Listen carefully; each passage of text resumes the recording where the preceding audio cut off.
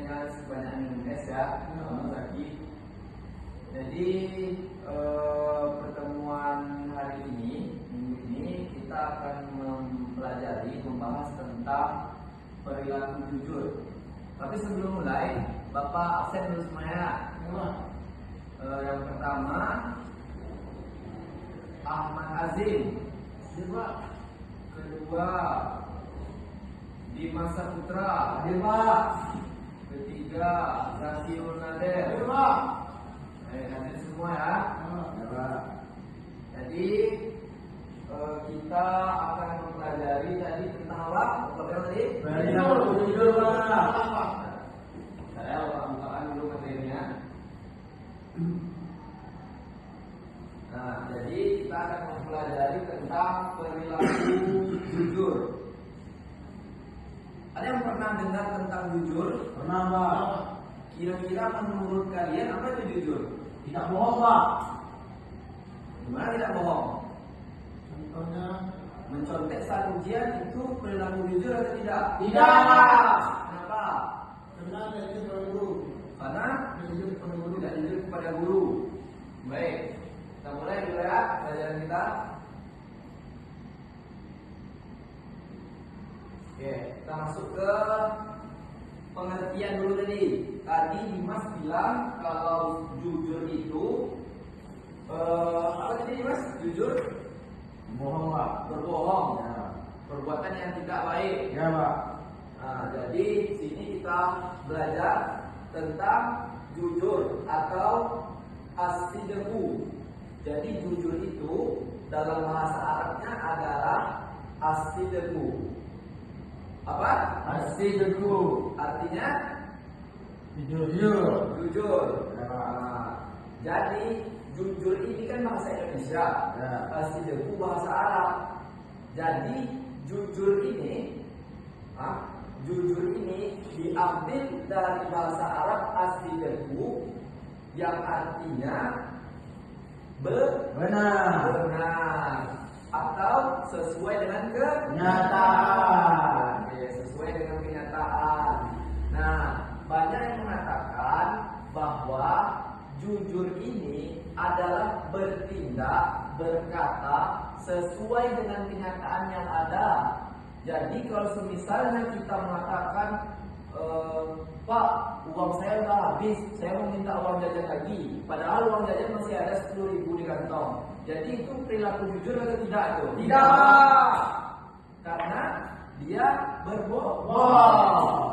Nah, jadi perilaku jujur itu adalah berkata, bertindak sesuai dengan kenyataan yang Sebenarnya.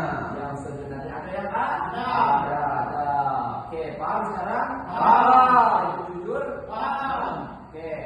Jadi kita masuk lagi ke, kita lihat di sini materi selanjutnya, dalil Al-Quran. Nah, jadi anak-anak sebelum Bapak jelaskan tentang dalilnya, Bapak beritahu dulu dalam pembelajaran apalagi menurut Islam itu semua materi itu harus berlandaskan, harus bersumber dari Al-Quran dan hadis. Ya, jadi yang pertama ini sumbernya kita ambil dulu dari Al-Quran. Ini bisa dibaca surat Al-Quran surah At-Taubah ayat ke 119. Oke, di sini Dimas lah, coba Dimas baca dulu gimana cara membaca ini. Kelihatan dari situ. Nampak, Pak? Ya, coba dibaca dulu. Bismillahirrahmanirrahim. Ya ayyuhalladzina amanu taqullaha wa kunu ma'as-shadiqin. Coba. Ya. Artinya dibaca sama Azim. Kelihatan Azim? Oh, tak kelihatan ya? Ya, Bapak yang bacakan ya. Jadi artinya, wahai orang-orang yang beriman, bertakwalah kepada Allah dan jadilah bersama orang-orang yang benar. Ini apa? Sholihin. Tadi jujur tadi apa? As-sidqu. As-sidqu itu artinya benar. Kalau as-sholihin adalah orang-orang yang benar. Jadi Allah memerintahkan untuk bertakwa kepada Allah dan bersama orang-orang yang benar. Kira-kira kenapa Allah menyuruh kita bersama orang-orang yang benar? Tersesat Pak. Bisa jadi karena kita tidak tersesat. Mungkin kita di situ nggak kena tipu. Kemudian juga kita menjadi tenang lah. Apa yang disampaikan orang-orang sekitar kita nggak perlu kita lakukan lagi, karena mereka adalah orang-orang yang ya, orang-orang yang benar. Paham sampai situ? Paham. Nah, kita lanjut, kita lihat lagi materi selanjutnya dari hadis. Nah, tadi Bapak jelaskan kan kalau misalnya pendidikan Islam itu bersumber dari Al-Quran dan hadis. Nah, kita lanjut dari hadis di sini. Nah, ini Azim begini. Coba bacakan dulu Azim. Apa itu? Hendaklah kalian berlaku jujur, karena sejujur itu membawa kepada kebaikan dan kebaikan membawa ke surga. Oh, ini tak ada Arabnya di lupa, Bapak tambahkan saja. Nah, ya Arabnya itu inna sidqa yahdi ilal birri wal birri yahdi ilal jannah. Sesungguhnya berlaku jujur itu membawa kepada kebaikan dan kebaikan membawa ke surga. Nah, jadi ya betul, Dimas. Besok tulis hadisnya Pak untuk menjawab lagi Pak. Oh ya, nanti habis pelajaran Bapak kasih ke Dimas ya. Baik Pak. Ya, Pak tuliskan nanti. Nah, jadi disangkatakan oleh Nabi. Nah, jadi ingat ya, hadis itu adalah semua yang disandarkan kepada Nabi Sallallahu Alaihi Wasallam. Nah, ini adalah perkataan Nabi. Nah, maka ini disebut dengan hadis. Nah, jadi dikatakan oleh Nabi, hendaklah kalian berlaku jujur. Kenapa nih? Kenapa kita harus berlaku jujur? Karena kejujuran itu membawa kepada kebaikan. Terus kalau dapat kebaikan, kita dapat apa? Dan kebaikan itu membawa ke surga. Jadi secara nggak langsung perilaku jujur itu bisa membawa kita ke surga. Ke surga. Dan kenapa bisa membawa kita ke surga? Apa tadi kata hadisnya? Karena kejujuran memberikan kebaikan dan kebaikan membawa ke surga. Pintar. Jadi sudah kita sampai ke materinya. Jadi kita kembali dulu ke sini ya, ke tujuan pembelajaran kita tadi. Yang pertama, kalian semua itu harus bisa ketiga hal ini. Tadi sudah Bapak jelaskan. Jujur itu apa. Kemudian menyebutkan dalilnya apa, hadisnya apa, sudah Bapak ajarkan. Kemudian kita masuk lagi ke fase menerapkan. Nah, ini dia. Dan tadi. Nah, ini contoh perilaku jujur. Ada di sekolah. Di sekolah itu tidak boleh mencontek saat ujian. Kemudian di rumah berkata jujur kepada orang tua. Kemudian di masyarakat, ketika kita menemukan orang lain, barang itu harus kita kembalikan kepada mereka. Contohnya Pak? Contohnya Dimas sedang berjalan nih, misalnya mau pergi main ke tempat teman, kemudian Dimas nemu uang atau barang, terus dia Dimas gak boleh memakai barang tersebut. Kenapa?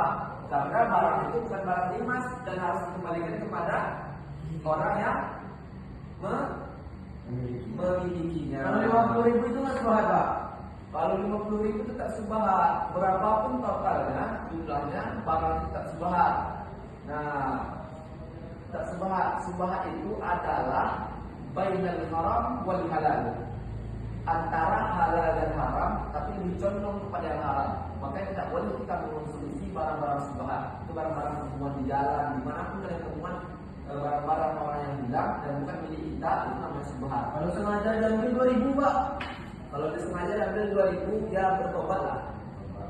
Banyak-banyak istighfar dan segala macamnya, karena itu merupakan keempat dalam yang tak jujur. Kalau butuh, kita bisa cari pekerjaan, cari orang yang bisa membantu kita. Banyak cara lain untuk mendapatkan uang tersebut. Tidak harus mestinya begitu. Nah, jadi bisa dilihat di sini. Inilah contoh-contoh perilaku jujur. Nah ini, apalagi di sekolah, ini adalah hal yang paling sering sekali dilakukan oleh murid-murid sekarang. Mencontek di saat ujian, membawa lembaran jawaban ketika ujian, membawa contekan, memanggil teman kiri kanan belakang, memandang sini memandang situ. Kemudian di rumah berkata jujur pada orang tua ini juga banyak dilakukan sama anak-anak di rumah. Mereka mengatakan, Bu, uang aku udah habis, aku minta uang lagi dan uang masih ada. Karena mereka mau top up FF bisa. Nah sekarang itu banyak sekali bermain game online. Bohongi orang tua. Kalau itu juga ada, cuman untuk kalian jarang belum ada lagi kalau untuk kalian ini ya. Untuk orang-orang yang udah lumayan dewasa lah gitu. Iya Pak. Nah, udah paham contoh perilakunya apa ya di sekolah tadi apa? Tidak ada main kontak. Kelima, tidak ada guru. Kedua, di masyarakat memberikan orang lain. Oke. Kemudian kita masuk ke manfaat perilaku jujur. Nah tadi dikatakan dalam hadis tadi, kalau kejujuran mendatangkan kebaikan membawa ke surga. Nah, jadi manfaatnya tadi satu udah ketemu tuh, membawa kita ke surga. Kemudian ini manfaat lainnya ketika kita berperilaku jujur di setiap segi kehidupan kita ya. Yang pertama itu dipercaya. Kira-kira kenapa orang jujur itu dapat dipercaya? Karena perkataannya benar. Oleh dapat dipercaya. Ketika orang itu berperilaku jujur, mereka itu akan mendapatkan kepercayaan dari orang-orang sekitarnya. Berbeda sama orang yang sering bohong. Misalnya Zakirul selalu berbohong pada Dimas. Ketika Zakirul mengatakan yang benar sekali, Dimas tidak mau percaya lagi. Kenapa? Karena Zaki suka berbohong. Coba Zaki berperilaku jujur, apapun yang disampaikan Zaki pasti Dimas percaya. Jadi kalau kita berperilaku jujur, maka kita akan dipercaya. Kemudian yang kedua, hati itu tenang. Kenapa kira-kira bisa hati itu tenang? Karena berperilaku jujur. Kenapa itu Pak? Nah, orang sekarang itu banyak sekali melakukan kejahatan-kejahatan, menipu sana ke sini, rasa-rasanya diburu oleh polisi.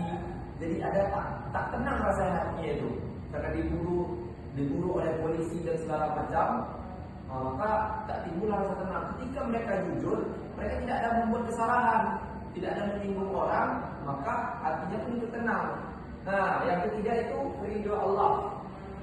Kira-kira tadi dikatakan dalam dalil Al-Quran bahwa Allah menyuruh kita untuk bersama orang-orang yang benar. Nah, itu adalah perintah Allah. Kita sebagai hamba, sebagai umat Rasulullah, maka kita wajib mematuhi perintah Allah. Jadi dengan kita mematuhi perintah Allah, maka ridho Allah akan kita dapat. Kemudian yang terakhir, kita akan membangun karakter yang mulia, karakter yang baik pada diri kita, sehingga orang-orang mudah percaya ke kita, hati kita tenang, ridho Allah kita dapatkan. Nah, maka dari situlah ketiga ini terbentuklah karakter kita yang mulia. Jadi mudahlah kita untuk menyatu di masyarakat karena kita memiliki karakter yang baik. Nah, kita lihat selanjutnya. Berarti sudah habis ya. Jadi itulah materi kita tentang kejujuran. Nah, jadi terakhir Bapak tanya dulu. Tadi jujur itu diambil dari kata asidqu, artinya benar. Nah, terus dalam Al-Quran dikatakan bahwa Allah memerintahkan kita untuk bersama orang-orang yang benar. Kalau kata Nabi, kejujuran itu Mendapatkan memberikan kita kebaikan. kebaikan, membawa kita ke Surga. surga. Kemudian kalau kita di sekolah, apa penerapan jujur itu di sana tadi? Jangan mencontek. Tidak boleh Contek. Kalau di rumah berkata jujur kepada orang tua. Kalau di masyarakat, Mengembalikan orang lain. Orang lain. baik, bagus semuanya ya. Nah, udah cukup di situ materi kita. Ya, sampai di situ aja materi kita hari ini ya, anak. Jangan Jadi di tengah masyarakat yang luar biasa ilmu sekarang, inilah harapan Bapak kepada anak-anak sekalian, hendaknya berperilaku jujur dimanapun kalian berada, karena pintar itu udah biasa. Indonesia itu tidak kekurangan orang pintar. pulang orang jujur banyak. Ya betul. Jadi Indonesia itu kurang orang jujur. Makanya lah banyaklah orang-orang yang korupsi, yang melarikan duit orang lain, maling, menyontek sajian. Makanya ilmu-ilmu siswa-siswi Indonesia itu tak berkah karena mereka sering menyontek. Nah, jadi Bapak harap kalian generasi perubahan lah untuk kedepannya sebagai murid-murid yang jujur sehingga memberikan generasi yang berkah dan mulia. Mungkin hanya itu pertemuan kita kali ini ya. Ada pertanyaan? Ada. Ya, kita tutup lagi dengan membaca doa kafaratul majelis. Allahumma wa bihamdika asyhadu an la ilaha illa anta astaghfiruka